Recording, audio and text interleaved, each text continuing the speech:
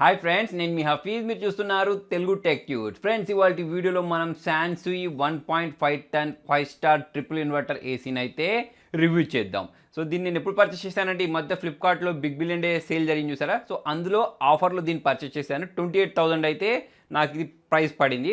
అయితే మీకు నార్మల్ టైంలో చూసుకున్నట్టయితే 33,000 వరకు అయితే దీని ప్రైస్ ఉంటుంది. నేను దీన్ని పర్చేస్ చేసి దగ్గరగా 1 మంత్ అయితే అవుతుంది. సో ఇప్పుడైతే మనం దీని గురించి చెప్పుకోవచ్చు, దీనిలో ఉండే ప్రోస్ ఏంటి, కాన్స్ ఏంటి అనే దాని గురించి. ఫస్ట్ ఏంటి అంటే మనకు ఇది డెలివరీ ఎలా చేస్తారు, తర్వాత వచ్చేసి ఇన్స్టలేషన్ ఎలా ఉంటుంది, వీటన్నిటి గురించి మాట్లాడదాం. సో డెలివరీ అనేది అయితే మనకు అప్పుడు ఫ్లిప్కార్ట్లో ఈ బిగ్ బిలియన్ డే జరగడం వల్ల కొంచెం డెలివరీ అయితే లేట్ అయిందని చెప్పేసుకోవచ్చు. మీరు నార్మల్ టైంలో ఆర్డర్ చేస్తే మాత్రం మీకు డెలివరీ అనేది ఫాస్ట్గానే జరుగుద్ది.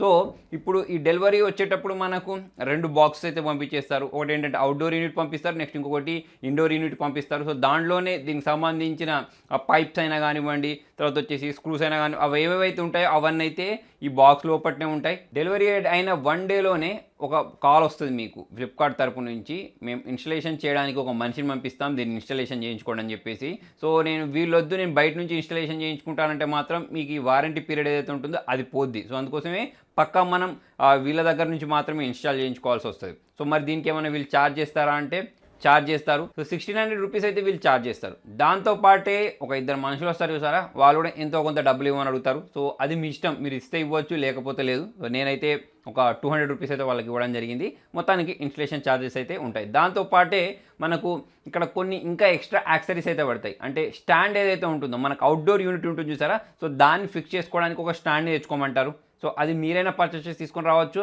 లేకపోతే వాళ్ళైనా ఇస్తారు. సో వాళ్ళ దగ్గర తీసుకుంటే ఏంటంటే మీకు కొంచెం కాస్ట్ అనేది ఎక్కువ పడుద్ది. సో బయట నుంచి అయితే తీసుకొని రావచ్చు. లేదు నేను అటు ఇటు తిరగలేను, అన్నీ నాకు ఇన్స్టాంట్గా జరిగిపోవాలి అంటే వాళ్ళే మీకు ప్రొవైడ్ చేస్తారు. సో దాంతోపాటే వైట్ సిమెంట్ తెచ్చుకోమంటారు. తర్వాత వచ్చేసి మేషన్కి సంబంధించిన పని ఏదైనా ఉంటే అది కూడా చేయమంటారు. తర్వాత వచ్చేసి మనకు ఏసీ పాయింట్ ఏదైతే ఉంటుందో దానికోసం ప్లగ్స్ అయినా కానివ్వండి, ఇటువంటి చిన్న చిన్న వస్తువులు అయితే పడితే దానికి ఒక 1000 రూపాయలు అయితే వేసుకోండి. ఓకే, ఓవరాల్గా మీకు చూసుకున్నట్టయితే 2,500 నుంచి 3,000 రూపాయలు ఇది కాక, అంటే మనకు ఏసీ కాకుండా ఖర్చు అయితే అవుద్ది. అయితే నాకు కూడా ఇలానే ఇన్స్టలేషన్ చేస్తామని చెప్పేసి కాల్ అయితే వచ్చింది. కాకపోతే వీళ్ళు చాలా డిలే చేశారని చెప్పేసుకోవచ్చు.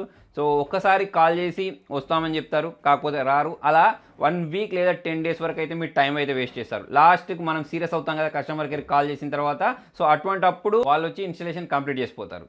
సో మరి దీనికి సంబంధించిన ప్రోస్ అండ్ కాన్స్ గురించి మాట్లాడదాం. సో దీనికి సంబంధించిన బిల్డ్ క్వాలిటీ గురించి మాట్లాడినట్టయితే యావరేజ్ అని చెప్పేసుకోవచ్చు.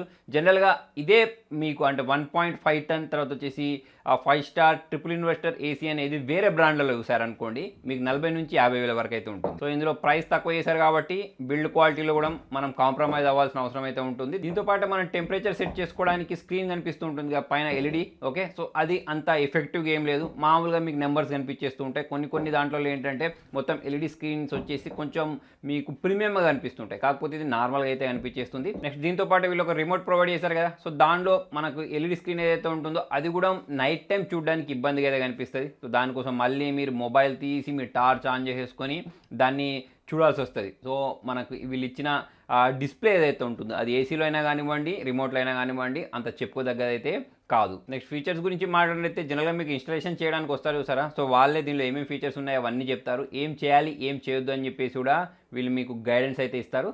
సో ఇప్పుడు మనం ఈ రిమోట్లో చూసుకున్నట్టయితే రకరకాల మోడ్స్ అయితే ఉంటాయి. అంటే మనకు ఓన్లీ ఫ్యాన్ మాత్రమే ఆన్ కావాలా, లేకపోతే టెంపరేచర్ సెట్ చేసుకోవడానికైనా ఆప్షన్స్ అయినా కానివ్వండి, తర్వాత ఇంకా రకరకాల ఆప్షన్స్ అయితే దీనిలో ప్రొవైడ్ చేస్తారు. టర్బో మోడ్ అని చెప్పేసి ఒక ఆప్షన్ అయితే ప్రొవైడ్ చేయడం జరిగింది. స్వింగ్ అని చెప్పేసి ఒక ఆప్షన్ అయితే ఉంటుంది. ఆ స్వింగ్ అనేది మీకు మొత్తం రొటేట్ అవ్వదు. అంటే మీరు ఎగ్జాక్ట్లీ ఏసీ కింద కూర్చున్నారనుకోండి, సో అటువంటిప్పుడు ఎయిర్ అనేది డైరెక్ట్ అక్కడే రావాలి అంటే మాత్రం అక్కడ మీకు రాదు. ఇదేంటంటే ఆ స్వింగ్ అనేది కొంచెం మనకు మొత్తం క్లోజ్ కాదు, మొత్తం ఓపెన్ కాదు. సో అదైతే నాకు కొంచెం డిఫెక్టివ్ అయితే అనిపించింది. నెక్స్ట్ అసలు విషయానికి వచ్చేస్తున్నట్టయితే దీనిలో నాయిస్ వస్తుందా, తర్వాత వచ్చేసి రూమ్ని ఫాస్ట్గా కూల్ చేస్తుందా లేదా అనేది అసలు మ్యాటర్ కదా. సో నాయిస్ గురించి మాట్లాడినట్టయితే నాయిస్ అయితే చాలా తక్కువ ఉంది. మీకు ఎటువంటి డిస్టర్బెన్స్ ఉండదు పడుకునేప్పుడైనా కానివ్వండి, లేకపోతే నేను జనరల్గా ఇటువంటి వీడియోస్ రికార్డ్ చేస్తూ ఉంటాను కదా, వీడియోస్ రికార్డ్ చేసేటప్పుడు నాకు నాయిస్ అనేది రావద్దు కదా.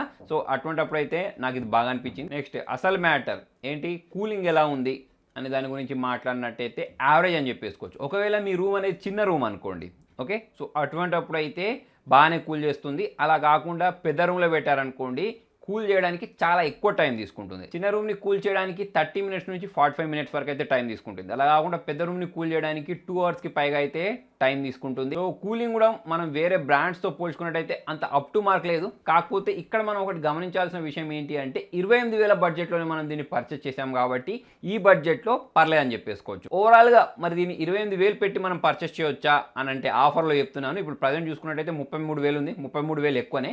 28,000 పెట్టి దీన్ని పర్చేస్ చేయొచ్చా అంటే ఓకే, వాల్యూ ఫర్ మనీ అయితే చెప్పేసుకోవచ్చు. సో ఫ్రెండ్స్, దీంతో పాటే ఒక ఏసీని పర్చేస్ చేసే ముందు ఏమేం పాయింట్స్ చూడాలి అనే దానికి సంబంధించిన బయింగ్ గైడ్ వీడియో అనేది నేను దాదాపు ఒక 1 year or 2 years బ్యాకే చేశాను. సో ఎవరైనా ఇంట్రెస్టెడ్ ఉంటే ఆ వీడియో చూస్తే మీకు ఇంకా పూర్తి అవగాహన అయితే వస్తుంది. సో ఫ్రెండ్, మరి మొత్తానికి ఇది వాళ్ళ వీడియోలో. మరి మీకు వీడియో నచ్చినట్టయితే లైక్ చేయండి, షేర్ చేయండి. ఇటువంటి ఇంట్రెస్టింగ్ అప్డేట్స్ కోసం చూస్తూనే ఉండండి తెలుగు టెక్ ట్యూట్స్.